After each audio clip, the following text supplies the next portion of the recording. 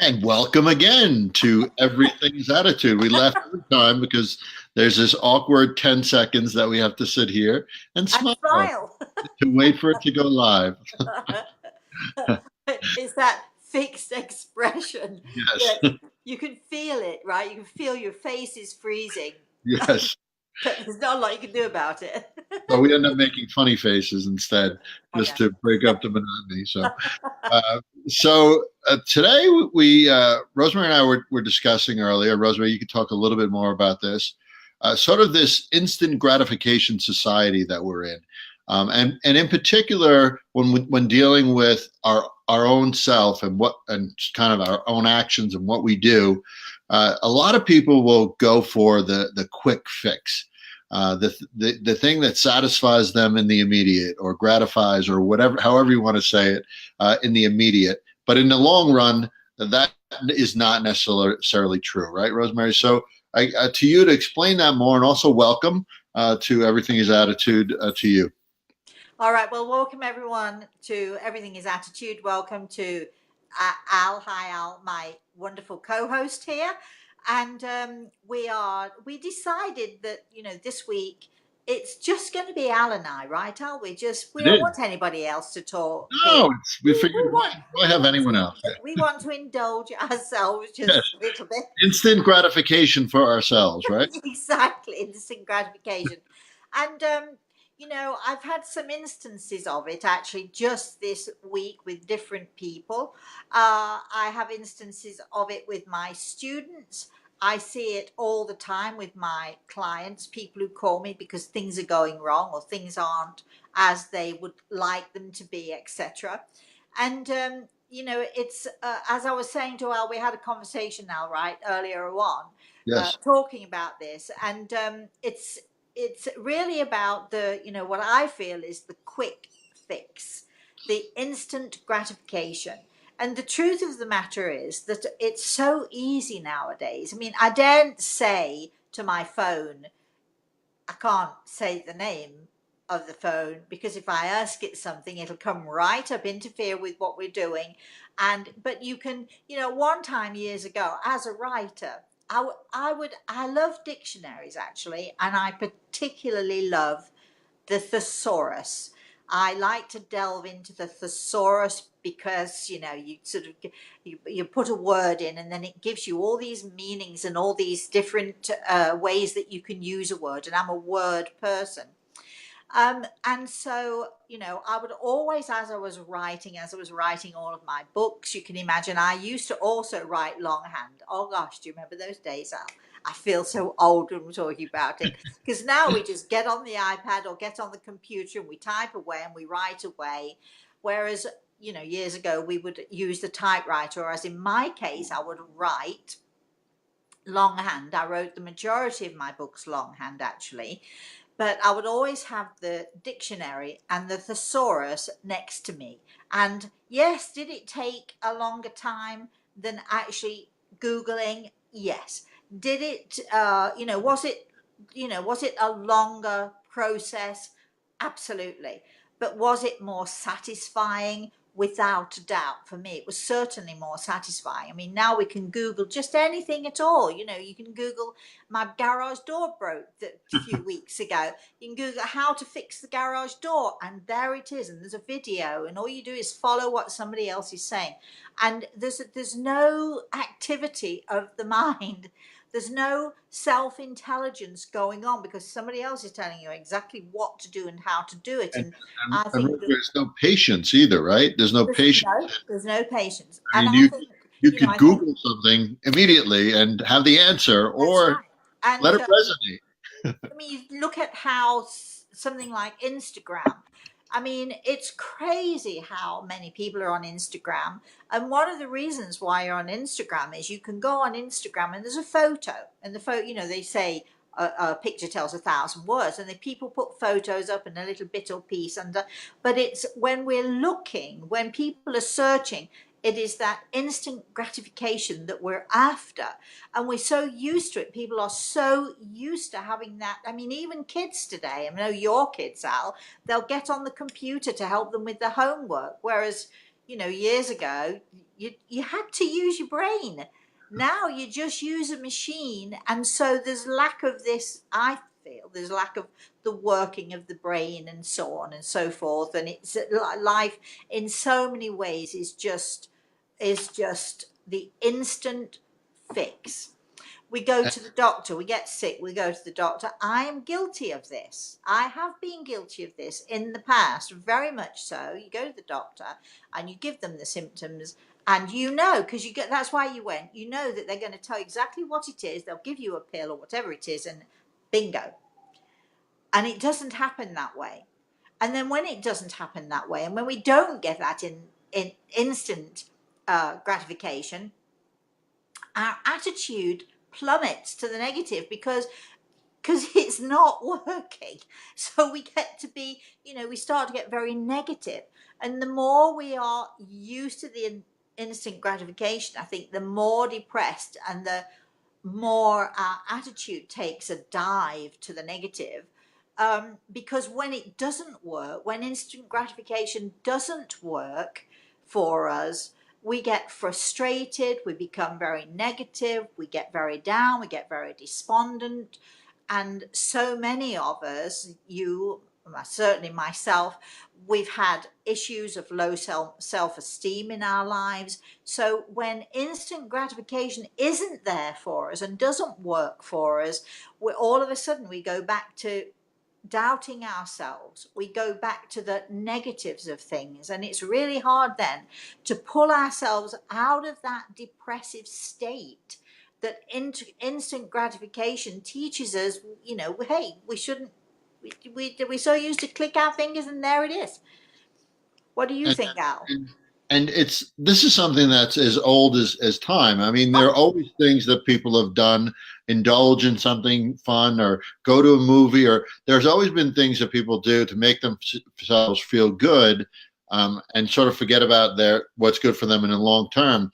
You see Facebook, you see Twitter, Instagram, that you put something out there and you get all the likes and you feel good. And what does that do? It does two things. It makes you feel good, right, in the moment, but it also satisfies you and makes you complacent. Say you're supposed to get something done, or you're supposed to be doing something, to make your life positive and keep your attitude positive. Well, it has this sort of placebo effect, right?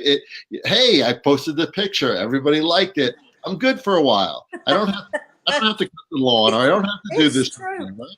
It Right? is. It feels true. good because you feel good. I think when people have issues and problems in their lives nowadays, people struggle tremendously because here's the truth. What you want a truth? I'm sort of letting out this truth for everybody here. I always tell my students, and I'll tell you too. I always say short-term. What is it I say? I want to say gratification, but short-term happiness brings often, not always, but often long-term misery, because you get the instant gratification in that moment, but it actually doesn't last. It never lasts. The quick fix, the quick solution. I mean, we're not talking about I'll glue this together and there it is. That's a quick solution, and we know it's going to work. But when we're talking about our attitudes, we're talking about the things that are going on in our lives. We're talking about where we have to deal with people, we have to deal with issues, we have to deal with financial problems, and so on and so forth. The short-term solution to many of our issues, it's like putting a band-aid on something. It's only going to last for a second, and then when we realize that it's not working, then we're scratching our heads thinking, what do we do about it now? So I always say that short-term solutions, you should be wary of them, and you should be careful of taking that short-term solution, because they will inevitably bring you long-term misery. For instance, if you're someone, you're in a relationship with someone and you're placating that person continually because you just want peace, short-term peace. You just want that peace and harmony in your life, but you have to get it because you're placating someone, or because you have to buy them something, or like, sometimes you have to buy yourself something to make yourself feel good. Whatever it is in the short term that is making you feel good, or the people around you feel good, it's not going to last. And eventually, especially when we're talking about placating people and making the people feel better about themselves, instead of dealing with the problem, really dealing with it and talking things out, the solution is, I'll buy her a pretty bracelet and she'll be happy. Well, she's only going to be happy for a moment. She might be happy for a week or 2 weeks. Then she'll want another pretty bracelet, and then she'll want something else, and so on. And sooner or later, you're going to be absolutely miserable because you're spending money and nothing is really changing. And you have these major up and down swings as well, and over time it eats away, and that could be with have trouble with your weight and you're eating something just to feel good, but in the long term it's going to affect your health. That could be a relationship. That could be, for myself, it's financial. Hey, buy something and it makes you feel good, but then you get into a financial bind like my wife and I have had in the past. So it doesn't make you feel good when the bank comes knocking. It doesn't, exactly. It doesn't make it feel like for myself, we were, a few years back in a good amount of debt because we had that quick fix attitude of, hey, this feels good. We're not happy with wherever we are. Let's go buy something. Let's go out to dinner. Let's buy dinner at $50, $100 a pop. And that makes us feel good. But then when the mortgage payment comes around and you're sweating it out to see if you have enough money in the bank to pay for it, or the rent, that's when it affects you. Well, that is the long-term misery that is created by the short-term fix. I mean, it's like, people who eat. I mean, there are so many people out there. I've done it myself. It's not, thank goodness I'm not prone to becoming really, I'm just not that body type that gets really huge. Of course, if I indulged in pasta and French fries every day for the rest of my life, I'm sure it'd be big as a house. But there are so many people who are either unhappy in their lives, they have a relationship that needs work, or they don't have a relationship, or they're lonely, or whatever.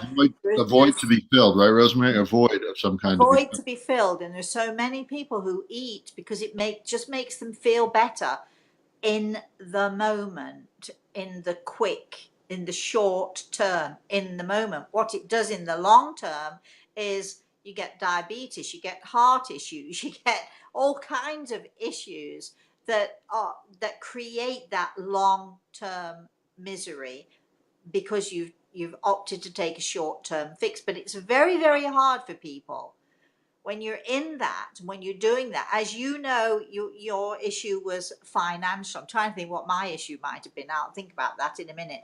But because I know I must have had one. But I think,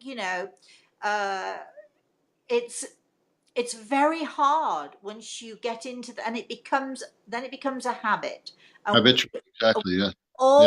We all know absolutely that habits, whatever they are really hard to break.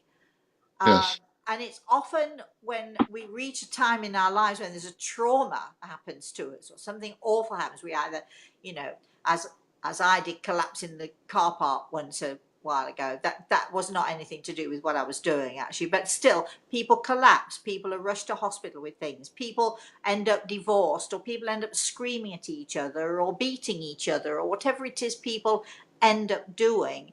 And it's only when there's a trauma that happens that people think about, not always manage it, but they think about, maybe I shouldn't eat burgers, maybe I shouldn't eat fries, maybe I shouldn't buy everything I see on the internet, maybe I should curb my spending, or maybe I should stop taking the quick fix and start to look at the longer term. Yeah, Rosemary, you mentioned to me, and Paul made a comment as well, when we were Christine and I were going through this, the financial stuff a few years back.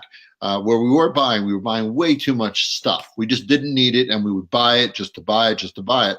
And Paul actually, For instant gratification. for instance, In for the instance, moment when it comes through the door and you open the parcel and you say, wow, and you might think for yep, 5 minutes or 10 and minutes. it feels amazing. But Paul mentioned what you mentioned to me, and you said the word to me, and it really shocked me in a lot of ways. But I've used it since Uh-oh, I'm dreading this. to motivate. What's that No, mean to you? What's that mean to so you? you weren't actually. It was effective. Paul mentioned. He says in his comment, short-term gratification sounds a little like the beginning of forming an addiction, and really wise words from Paul, because that in essence is what you equated it to with me.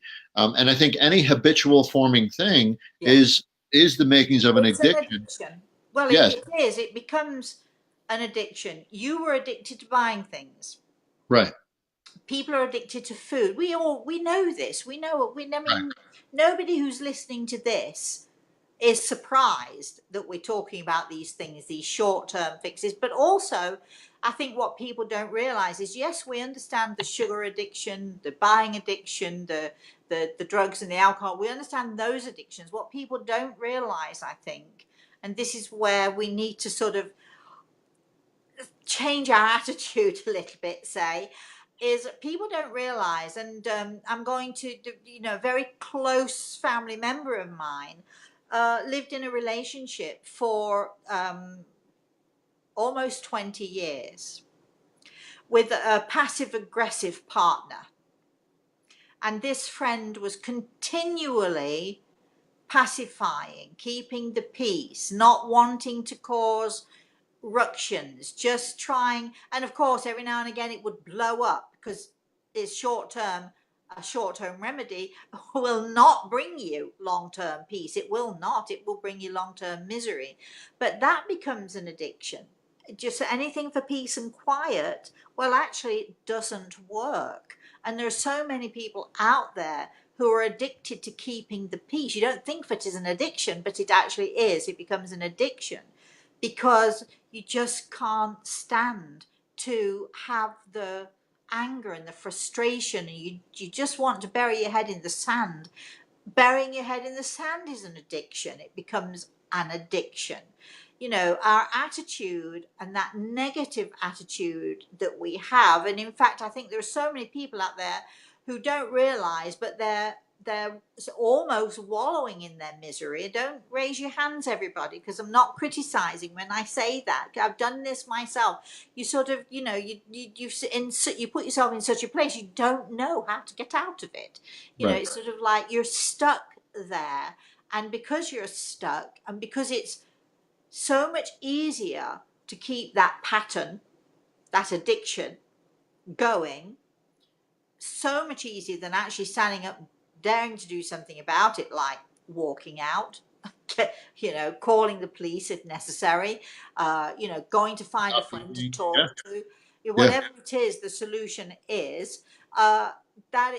Finding that solution is so much harder than just putting up with and continuing the pattern, continuing the addiction. Because you will feel good. You will feel good on a daily basis. At times when you have that addiction, but 90% of the day you're not. So, Rosemary, if we're looking at all this stuff, right? We know that there's this addictive piece to it. We know that the easiest thing to do, and most people will continue to do that, right, is to just keep buying things or keep eating, the junk food or whatever it might be. So what then is the formula for us, right? What is the formula so that we What could, is the recipe? what is the recipe? What is the recipe for us to stop doing the things that are bad for us long term? Well, I think the most difficult thing that anybody will have listening to this is recognizing that they actually need a recipe. Right. The awareness, right? It's the awareness. Yes. So, they will relate this to other people rather than relating it to themselves. They will not see it as an issue that they have, because quite frankly, it's a little bit like when people say to me, I don't believe in what you do. Well, guess what? You don't believe in what I do because it's easier not to believe for so many people. Because if you start to believe in what I do, it actually means that you just might have to change your life. You might have to change the way you think. You might have to change the way you behave towards other people. And I think a lot of people say, well, I don't believe in that and I don't believe in this and so on, because it's so much easier not to believe, because that means you've got to change. So when I say, you're asking me what is the solution for this, well, part of the solution, I think, is that you have to recognize that, in fact, it's like, how hungry are you? Right. How hungry are you to change the misery that is going on in your life? How hungry are you, not for the plate of pasta, not for the, for the beat a hamburger or whatever? How hungry are you to change what is going on with you? How hungry are you to find a solution that brings you long-term happiness as opposed to long-term misery? And And Rosemary, it could be an awareness that is temporary too. Like some people may not be aware, so they need to become aware. Some people are aware and they do take action, and it's temporary. It doesn't really matter because it's well, only we're coming up to Christmas and then the New Year. How many of us make our New Year's resolutions and we say, oh, we're going to do this? And right. we might do it for a week or two, but how many of us actually stay the course and make this a way of life? So Right. first, I think, you gotta know, you've got to recognize, you've got to be really honest with yourself. So take a really good look in the mirror, take a look at your life as it is, and ask yourself, are you actually happy? And if not happy, are you at least peaceful within yourself? Do you have not just a moment of peace here and there, but is your life sort of, is there peace in your life? Is there harmony in your life? Is there richness in your life of one sort or another? And if you look in the mirror and you can say, well, actually, no, there isn't, that's when you know that you're hungry for a different recipe. Right. So recognizing that you're hungry, recognizing that you need a recipe is the first thing. So recognition, you need recognition of your own self, and you need to recognize what is going on with you, whatever that might be. It might be that you have no control over your kids. you know, you say, don't do that. If you do that, I'm going to, you're going to take the consequences. And 2 minutes later, you ban them from the TV, and 2 minutes later, you're letting them watch the TV. It's an addiction. It's self gratification. You feel bad about it, so let's fix it. I can't be that hard on the kids and so on. So there are lots of ways that people have this addiction and this short-term peace attitude. So recognizing it, knowing that you're hungry to change it is the first thing. Then, okay, so now what do you need? You need patience with yourself. You need perseverance. Oh gosh, that's so hard, right?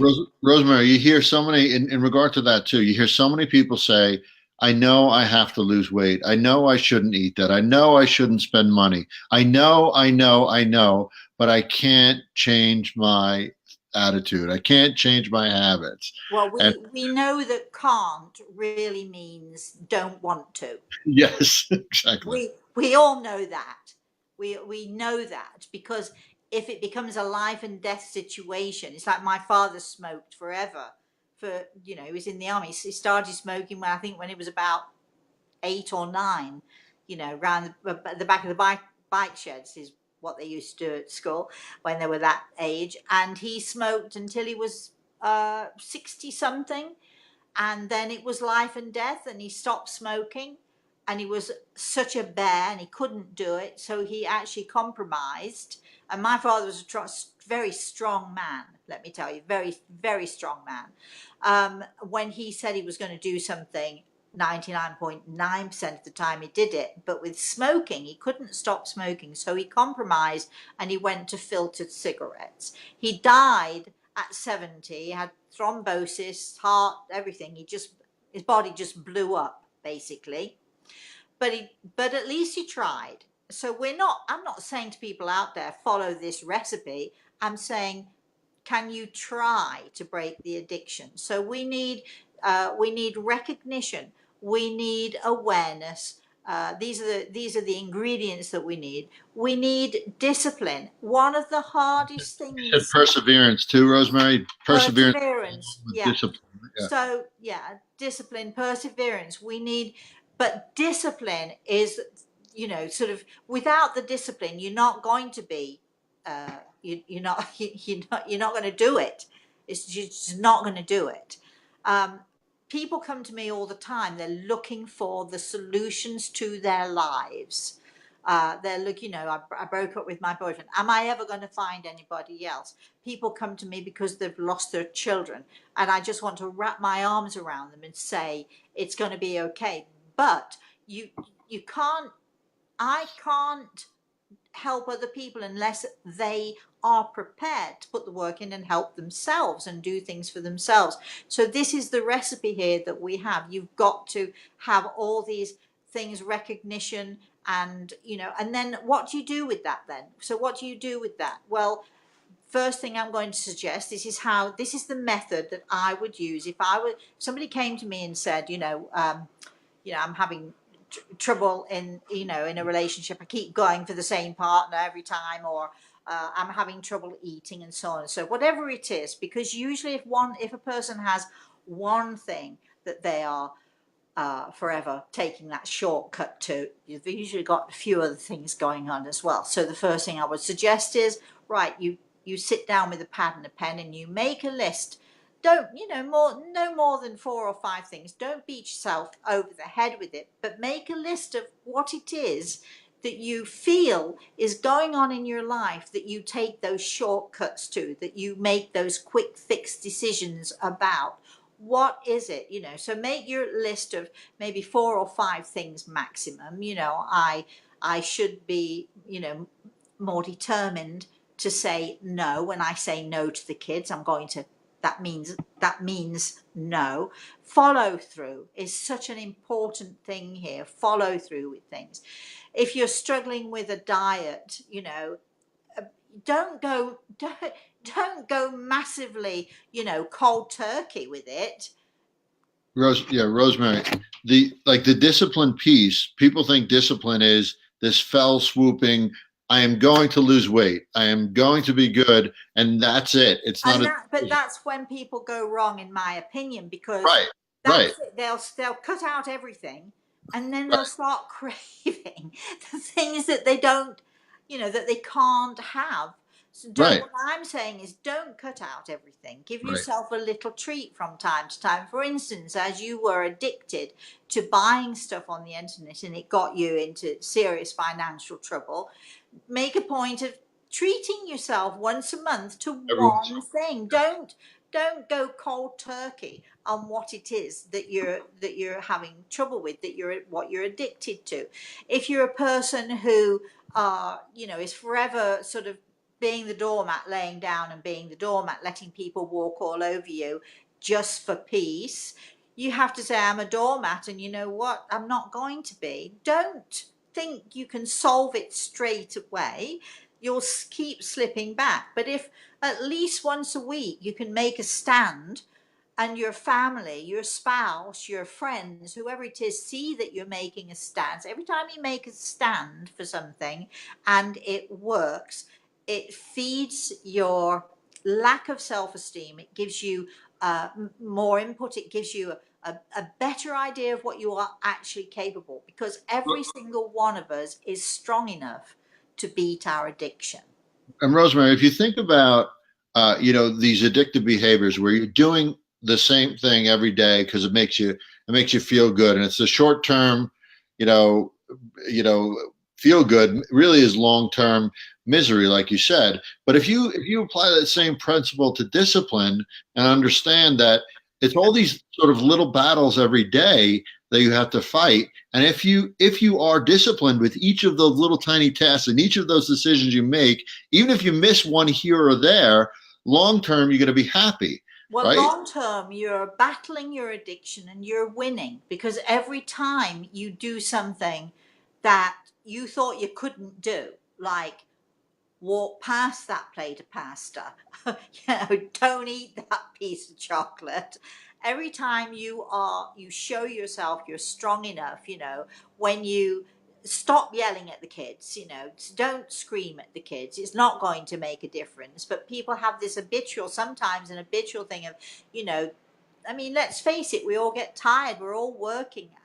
Life is tough. It's so much easier to scream and yell sometimes than it is to sit down. But every time you can take a step back from whatever your habit is, whether it's spending too much money, whether it's going into the same relationship again and again, if you could just step back before every big decision that you make, take a breath. If you're the kind of person who is, you dread your spouse coming home. I mean, I was married. I used to dread my husband coming home. I used to be so happy. I would feel so happy when he was late, because it was so hard to deal with him when he came home. I mean, he didn't beat me or anything like that, but the issues and the problems, both financial, the amount of girlfriends he had, so many things, but I couldn't, I was addicted to being needed for all the wrong reasons. And Rosemary, Because, and Rosemary, it's something too where when you are disciplined, like you get that, you feel good when you do those habitual bad things short term. But when you're disciplined, and I'll use exercise for an example, right? You're sitting on the couch, you haven't exercised or you haven't gotten out. It may feel good to sit on the couch and watch a TV show, but if you're disciplined, you get up and you go for a walk or you lift weights or whatever your exercise might be, you feel really good, 10 times better actually. yeah. So the feel good feeling is even better than those sitting on the couch and Yeah, eating it's M&Ms it is, it's true. But again, it's an habitual thing. yes. We get into the habit of whatever it is the issue is. We get into the habit of it, and habits are very hard to break. But if we can break them a little at a time, as I've said, you don't have to go, sort of cold turkey on anything that you do. You just try again with recognizing and acknowledging that you need this recipe is the key to actually being able every day to do one thing to make sure that the recipe, that you're using the recipe and that it's working for you.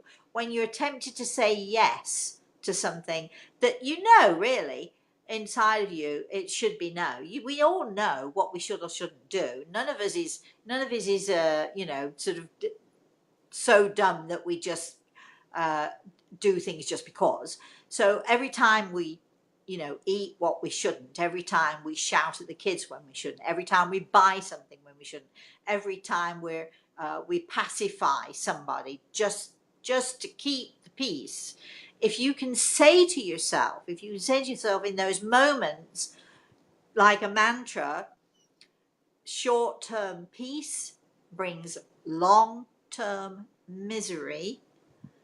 Do I want peace? Do I want misery? If you can just take a breath and stand back before you make any reaction, before you make any move, before you buy that next thing or eat that next thing or whatever it is that you're addicted to, if you can just take that step back. And this is the method to mixing this awareness, this discipline and so on, to step back, take a breath, and then ask yourself, do I want short-term peace, which is inevitably going to bring me long-term misery? It's inevitable.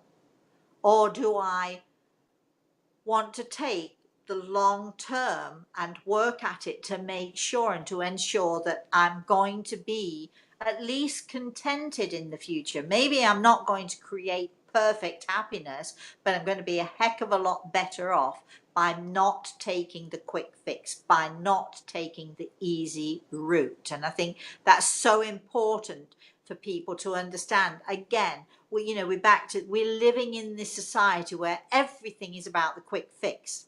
everything is about instant gratification, right? And honestly, it is a recipe for disaster. Trust me, I use it. I get on my phone and say, spell this, or how do I spell this, or where is that, or whatever. We all use those, wonderful tools that we're given. I've got a great iPhone and I use it all the time. I've got Alexa and I use Alexa not all the time, but I try really, really hard to not use it all day, every day. I would prefer, if I've got a problem, if I've got an issue, first of all, I really would like to use my brain. I would like to think about how I can do this. I'm in a great position. It's easier for me, I know, Al, because people come to me all the time. So I am forced to use this. I'm forced to use my psychic abilities. It's a second nature to me. It is a habit that I'm happy to have, where I'm thinking about a solution rather than just looking to somebody else to find a solution.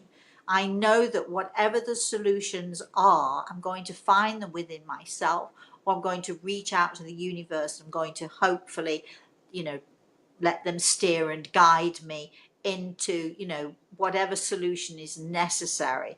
The amount of people who come to see me for consultations and they cry because there's no quick fix. Yes, but that doesn't change the situation now, they say, in the moment, in the now. And I say, no, it's not going to change it in the now. You're the one who's got to work at it. You're the one who's got to do it. We're talking about these online classes that we're going to be starting in the early in the new year here. And trust me, don't bother applying if you're looking for a quick fix. If you're looking for a quick, how do I become psychic? It's not going to happen with me, because there are no shortcuts to this. If you're looking to develop your own sensitivity, I have no quick fixes for you. If you want that, please go on the internet, ask Siri or ask Alexa, or go to Google or wherever. You'll find a trillion of them. And this is what's going to happen when you find a trillion of those quick fixes. It's not going to be a quick fix, because at some point you're going to be dissatisfied because it's not going to work.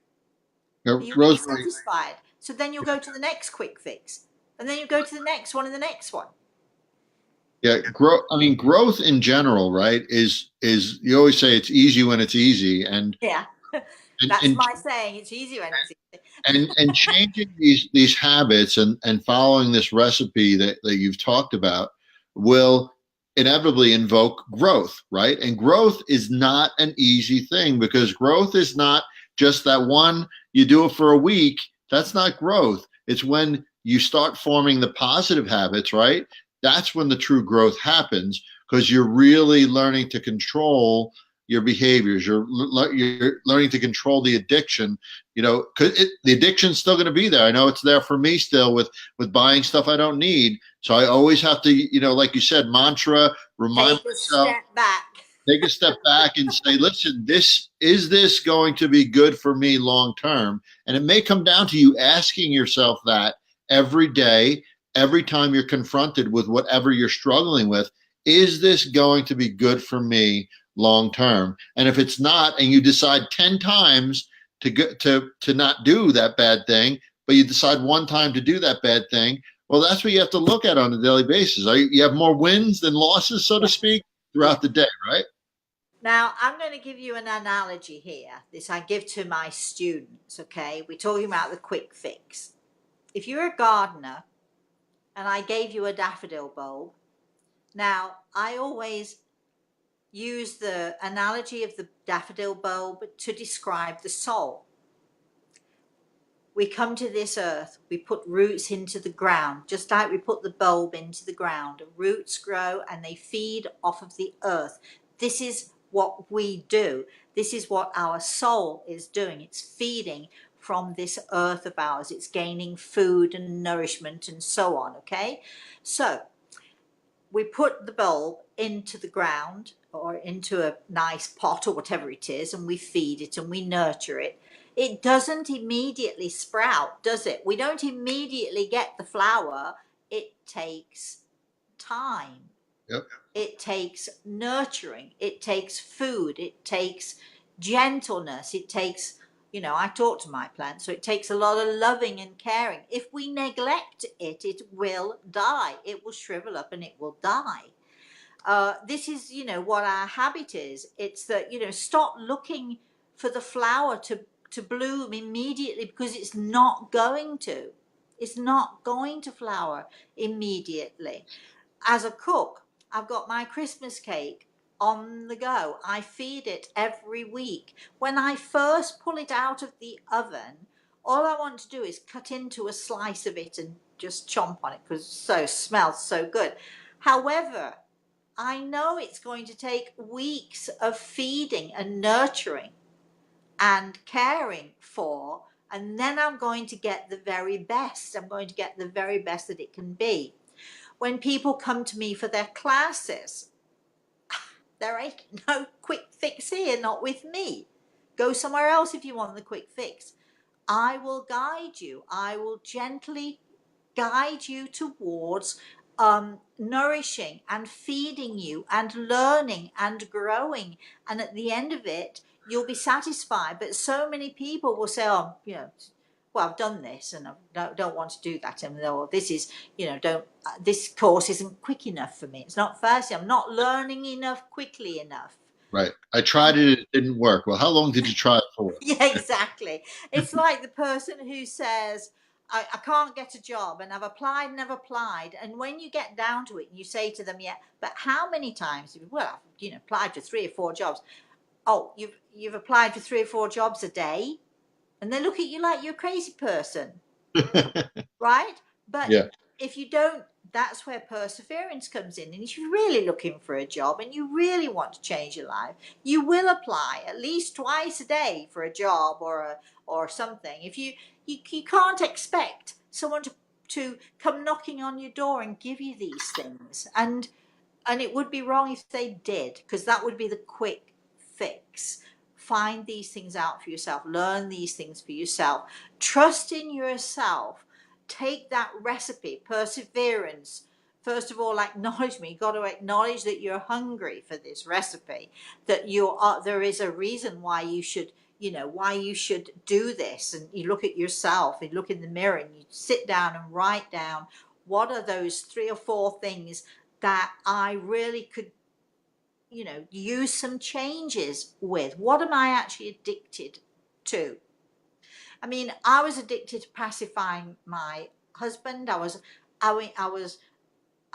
used my daughter as an excuse, or everybody out there. We've all done the same thing. We use our kids, can't disturb, my daughter, my son, whatever, because, you make excuses for the things that you do. Well, this place, but I'm hungry. So you make excuses for the things that you do that you shouldn't be doing. But at the end of the day, if you can just dare to be the person that you want to be, follow that recipe and trust in yourself, your whole world opens up. Your whole wide world opens up. You don't go back into those awful relationships. You don't go just foraging in the fridge when everybody else is asleep in bed and you think nobody can see. Because let me tell you, they can see. You know who they are, don't you? Those people who in the spirit world who are watching you and watching over, they can see what you're doing. I remember a lady coming to see me who's absolutely adamant. I've tried everything and I just can't lose weight. And her grandmother said to me, maybe if she stops eating potato chips every day. And I said this to her, but you eat and she was so shocked, because that's exactly what she would do. She'd hide things under the bed. She'd sort of take them out when nobody was looking. Well, Rosemary, people lie. I mean, that's a big piece of it too. People lie and, like you said, rationalize themselves about their behavior, Yeah. and hey, it's just not a big deal. How much starch did I eat today? How many carbs did I really eat today? But then when you add it up at the end of the day, it's quite a lot. And the mantra piece is so important, Rosemary, as part of that recipe. I know we're getting close to time, but just saying to yourself, like you said, I am worth it and I want to do this. And this is important to me overall to be healthy, to be happy, all This that. is what I'm going to suggest for people out there who are listening to this.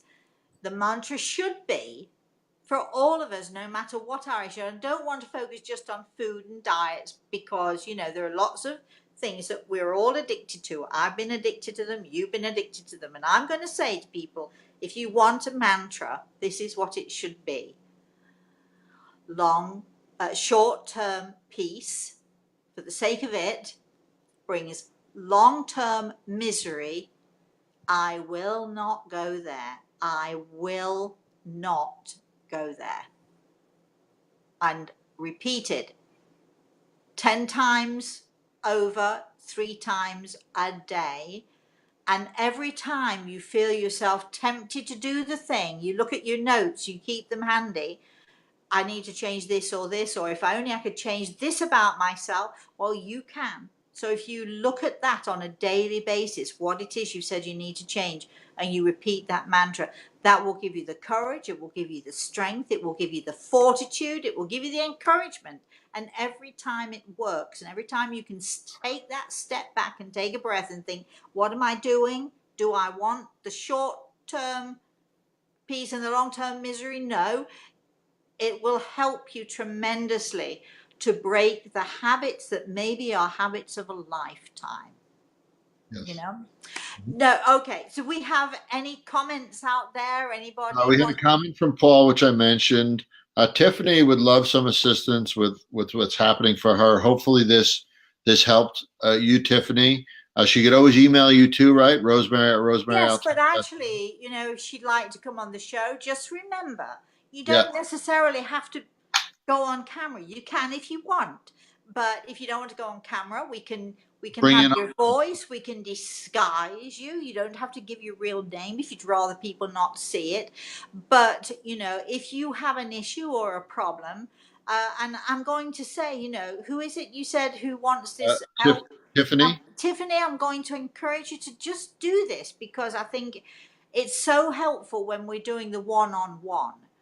Yes. You know, because truthfully, I get thousands of emails, and we can't, you know, deal with everybody, you know. So coming on a show like this ensures that we will talk about your issue and we'll help you with your problems, and we'll see if we can give you a recipe for changing your life and changing your attitude. And it helps that person that comes on, but it also, we love it because you'll help a lot of other people that may be going through similar things that you are.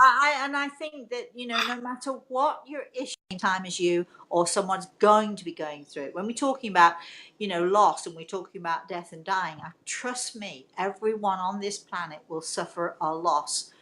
If you haven't suffered it yet, you're going to suffer it at some point in the future. You need to be dealing with things, you know, before they happen, crushing things before. You need to sort of, you know, this is why I'm encouraging people while we do this show. We want people to learn to have that very positive attitude, don't we? So that no matter what comes at you in the future, you'll be able to deal with it in a much more positive and a much more constructive way.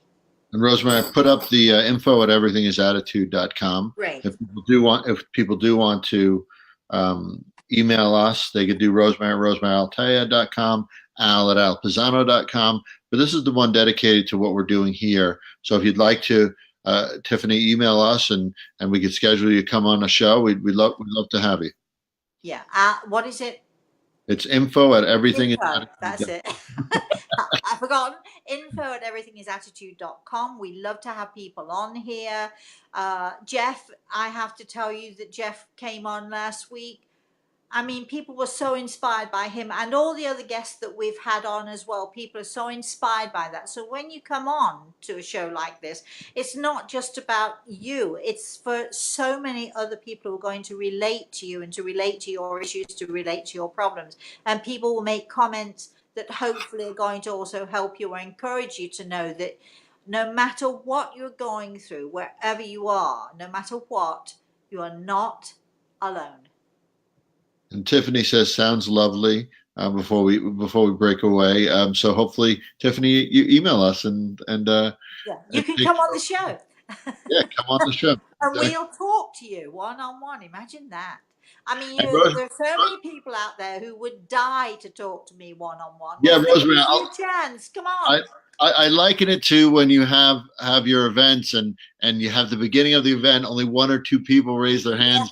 By the end of the event, you have 50, 100 people raising their But hands. all of a sudden, everybody starts to panic. Oh my God, she's finishing now. So they Well, start to exactly. panic. So Well, we're at the beginning of the event now, folks. So if you'd like to come on, so come on, don't wait until we don't have room for you. Come on, and we will treat you. I promise we will treat you gently and with lots of love. yes, Al, I just would like to say thank you, thank you, thank you to you. You've been, as usual, a fabulous, fabulous host. I'd like to thank all of you who are watching there.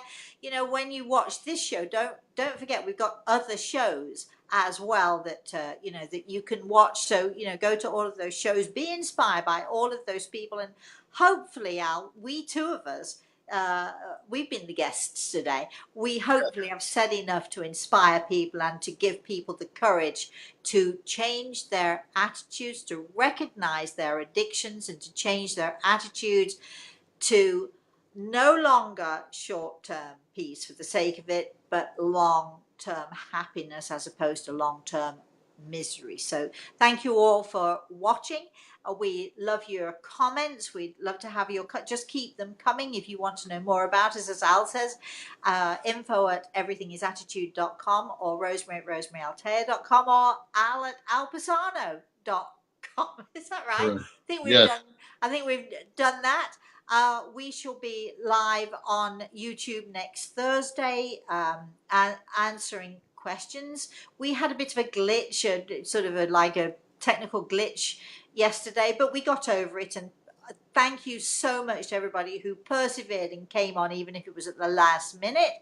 And we shall be back with that show next week. For all of you who are very, very keen to join my online classes, please don't waste my time and don't waste your time if you're looking for the quick fix, because it won't happen.